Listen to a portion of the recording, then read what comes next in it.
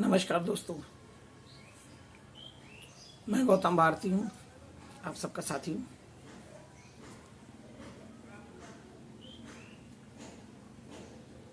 आदर्श संग्राम पार्टी का संचालन कर रहा हूँ। आप सभी के सहयोग से हर कदम हर पल बढ़ रहे हैं। यह आदर्श संग्राम पार्टी भी बढ़ रही है। आज के विषय जो है जिसमें मैं आपसे मिल रहा हूँ, लाइव आया हूँ, उसके पीछे मकसद ये है कि जैसा कि आज का विषय मैंने डाला है, देश के हर एक नागरिक को सावधान रहने की ज़रूरत है। और ये बात बिल्कुल सच है, क्योंकि आज हमें दिखाया कुछ जा रहा है और हो कुछ रहा है। सामान्यतः वर्तमान स्थितियाँ देख लीजिए, सभी के साथ घटित हो रहा है। सभी साथी, सभी जितने देशवासी हैं, जितनी आम जनता है, सबके साथ एक कमाल की चीज़ हो रही है। सरकार ने, जो कि वर्तमान सत्ताधारी पार्टी है, उसने दावा करा कि उसने एक कोरोना वैक्सीन बना दिया। सबको टीके लग रहे हैं, फ्री टीके लग रहे हैं। और भारत में लगभग कोरोना की संख्याएं कम हो चुकी थी, लेकिन फिर से कोरोना बढ़ गया। बीमारी है, हालांकि इसमें कुछ कहा नहीं जा सकता, लेकिन फिर भी एक तरफ वैक्सीनेशन की तैयारियां कि जिसको कोरोना होगा उसको वैक्सीन लगाई जा सकती, बचाया जा सकता है। दूसरी तरफ ज़बरदस्ती मास्क पे चालान, आम जनता से मास्क पे चालान के नाम पर पैसा लूटा जा रहा है। तीसरा जो सबसे महत्वपूर्ण है कि लॉकडाउन लगाने की बात, अपनी मर्जी से अलग अलग स्थानों पर लॉकडाउन लगाया जाता है। किस विषय में लगाया जाता है कोई पता नहीं। लेकिन सबसे बड़ी ताजुब की बात, वर्तमान समय में जिन 5 राज्यों में अप्रैल माह से निर्वाचन हो रहा है, उन सभी राज्यों में कोरोना नहीं पहुंच रहा। और ऐसा प्रतीत होता है कि कोरोना बहुत अच्छी सोच का कोई वायरस है, जो कि भारत में आचार संहिता का भी पालन करता है।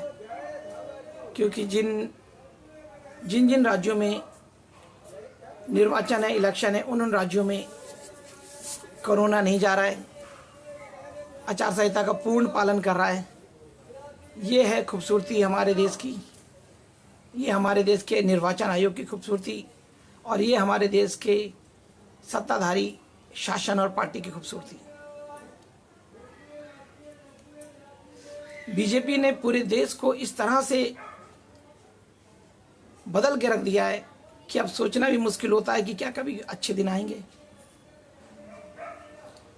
लोग सोचते हैं कि क्या कभी दोबारा वैसे दिन आएंगे कि कोई आम नागरिक, सामान्य नागरिक बाजार जाता था तो थोड़ा पैसा ले जाता था और बहुत सारा सामान लेके आता था। आज एक डर का माहौल है, लोग डर से जय जयकार कर रहे हैं। आज लोगों के मन में जाति और धर्म का ऐसा समावेश भर दिया गया, ऐसा भूत भर दिया गया है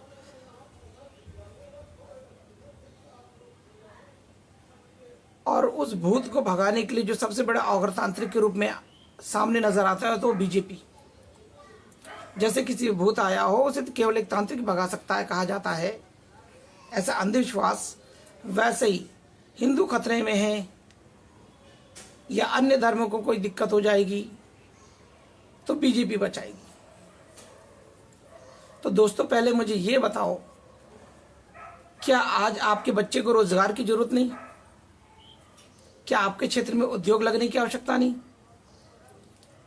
क्या आपके बच्चे को सस्ती और अच्छी शिक्षा की आवश्यकता नहीं? क्या आपका बच्चा निर्भय होकर के घूम सके, अच्छी शिक्षा पा सके, क्या उसकी आवश्यकता नहीं? किस चीज की आवश्यकता है आज? अभी वर्तमान में ही पिछले दिनों उत्तर प्रदेश में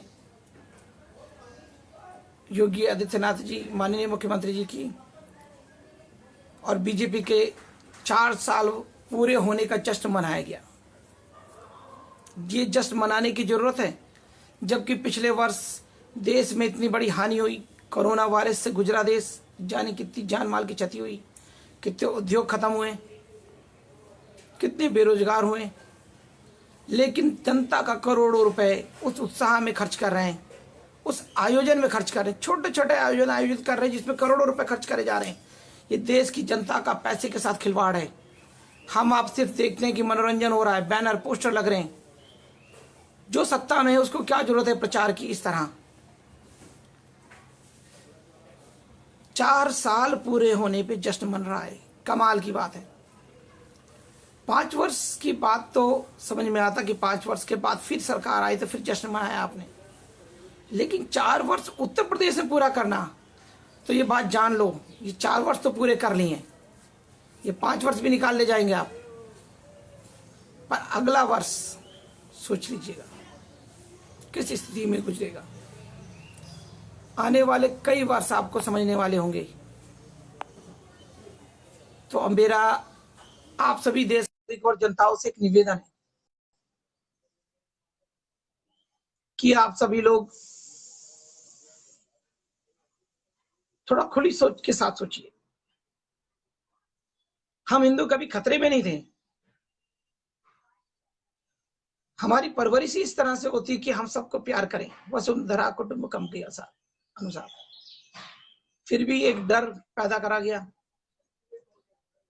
और सबसे बड़ी बात की है, विश्व में सबसे महान टीवी चैनल हमारे भारत के न्यूज चैनल्स हैं, उनकी कमाल देखिए।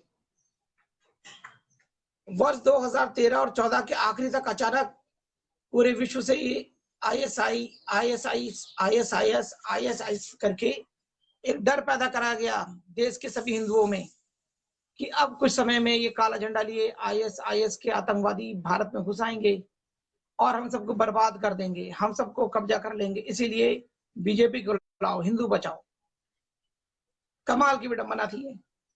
और अचानक बीजेपी की सरकार आते ही वो खबरें गायब हो गई।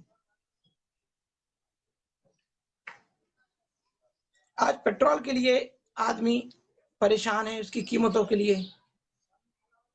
आज बैंक जब जाता है तो लोन के नाम पर कितना दौड़ाया जा रहा है।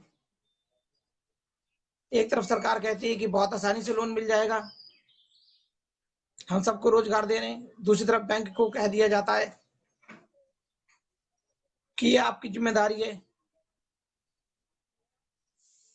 आज प्राइवेट शिक्षक संस्थान जितने भी हैं, उन सभी शिक्षक संस्थान की मनमानियां बढ़ गई हैं।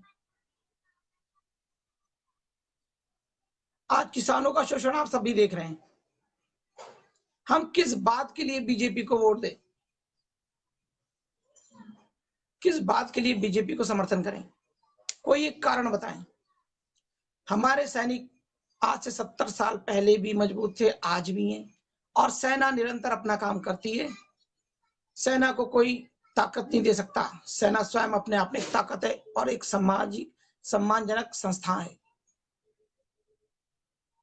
लेकिन लोग कहते हैं कि बीजेपी है तो बॉर्डर मजबूत है। तो बताइए नागालैंड का क्या हुआ?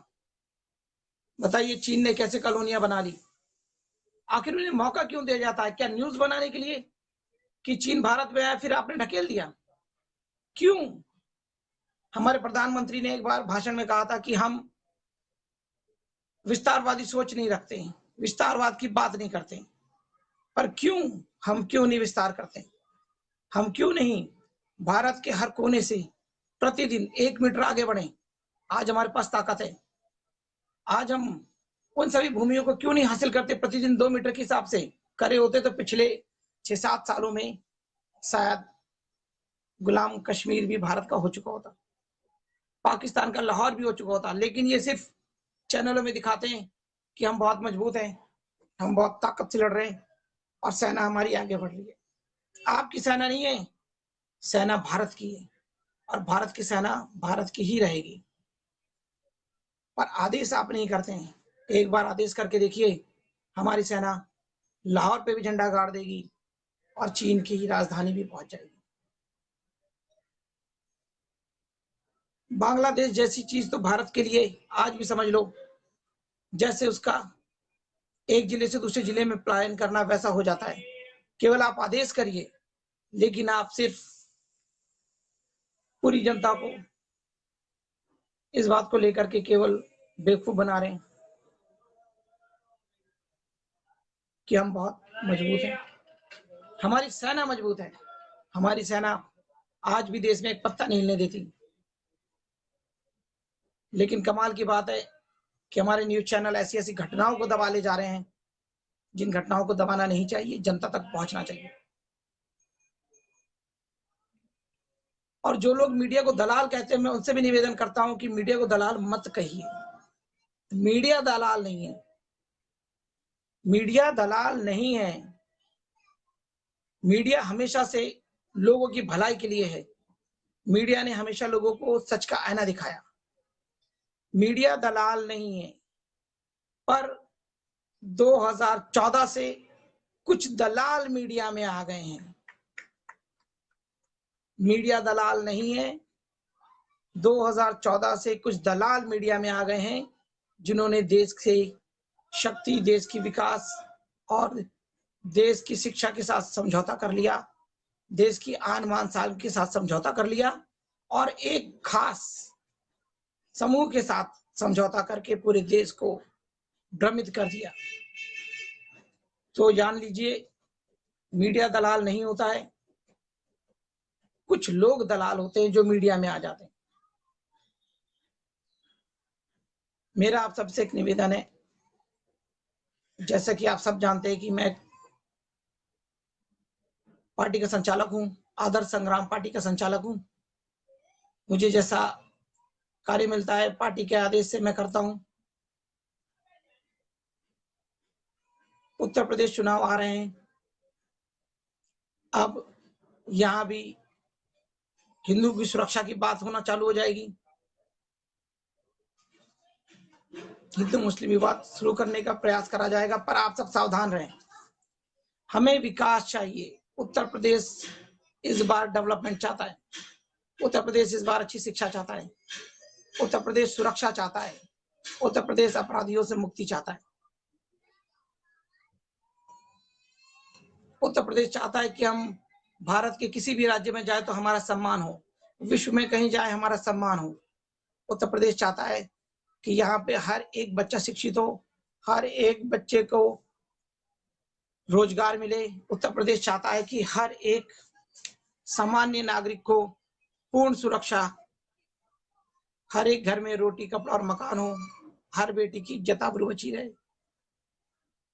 उत्तर प्रदेश चाहता है कि इस बार एक ऐसी सरकार बने जो आम जनता की हो, जो मध्यम वर्ग नागरिक की सुने, जो किसानों की सुने।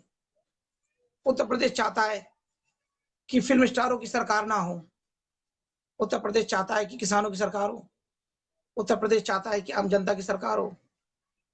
उत्तर प्रदेश चाहता है कि दलालों की सरकार ना हो। उत्तर प्रदेश चाहता है कि उनकी सरकार हो जो जनता की नब्ज को जानते हो। उत्तर प्रदेश चाहता है कि उनकी सरकार बने जो जनता का पैसा बर्बाद ना करें। उत्तर प्रदेश चाहता है कि उनकी सरकार बने जो हर छोटी बात में अपना जश्न मनाने के लिए जनता का पैसा बर्बाद करते, उनसे दूरी हो जाए। उत्तर प्रदेश चाहता है कि कोई भी ऐसा व्यक्ति जिस पे पहले से आपराधिक मामले लदे हों, वो प्रदेश का मुख्यमंत्री ना बने। कोई ऐसा व्यक्ति जिस पे पहले से अपराध और बड़े-बड़े संगीन आरोप हो, वो देश का कोई प्रदेश में कोई मंत्री ना बने, कोई विधायक ना बने। उत्तर प्रदेश चाहता है कि उत्तम प्रदेश बने। उत्तर प्रदेश चाहता है कि सच की सरकार बने। उत्तर प्रदेश चाहता है एक आदर्श सरकार बने। तो दोस्तों, सावधान हो जाइए। अब किसी भ्रामक प्रचार पे मत आइए, किसी भ्रामक चीजों से बचिए, क्योंकि आपके बच्चे आने वाले भविष्य का सवाल है। जब आप शिक्षित होंगे, आपके पास अच्छा रोजगार होगा, आपको हर तरह की आजादी होगी, तब आप सुरक्षित महसूस करेंगे। इसीलिए मैं गौतम भारती एक बार फिर से निवेदन करता हूं, उत्तर प्रदेश को बचाना है तो अच्छी सरकार लाना है। जय हिंद, वंदे मातरम, भारत माता की जय, जय आदर्श संग्राम पार्टी, जय हिंद।